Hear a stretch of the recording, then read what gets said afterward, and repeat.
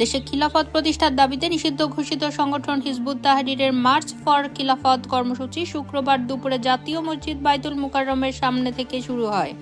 কর্মসূচিতে অংশ নেয় সংগঠনের কয়েক হাজার সমর্থক। জানা গেছে, তুরস্কে খিলাফত পতনের 101 বছর পূর্তিকে কেন্দ্র করে এই কর্মসূচির ডাক দেয় সংগঠনটি। জুমার নামাজ শেষে হিজবুত তাহরীরের সমর্থকরা বাইতুল মুকাররমের উত্তর গেটে জড়ো হয়ে মুক্তির এক পথ খিলাফত খিলাফত স্লোগান দিতে থাকে। আইন শৃঙ্খলা বাহিনীর সদস্যরা তাদের বাধা দেওয়ার চেষ্টা করলে মিছিলটির সামনে এগিয়ে যায়। পল্টন মোড়ে পুলিশ ব্যারিকেড দিলেও সমর্থকরা ঠেলে এগিয়ে যেতে থাকে। এক পর্যায়ে মিছিলটি বিজয়নগর হয়ে পল্টন ময়দানের দিকে অগ্রসর হয়। পরিস্থিতি নিয়ন্ত্রণে আনতে পুলিশ বিজয়নগর পানির পাম্প মোড়ের কাছে 2 রাউন্ড টিয়ার সেল নিক্ষেপ করে। তবে মিছিলের গতিপথ অব্যাহত থাকলে পল্টন ময়দানে পুলিশ আরও 3টি সাউন্ড গ্রেনেড ছোড়ে।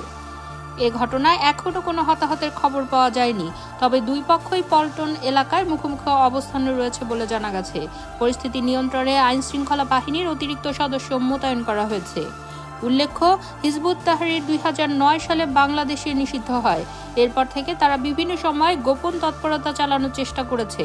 আইন শৃঙ্খলা বাহিনী জানিয়েছে, কর্মসূচিতে অংশ নেওয়া ব্যক্তিদের চিহ্নিত করে প্রয়োজনীয় ব্যবস্থা নেওয়া হবে।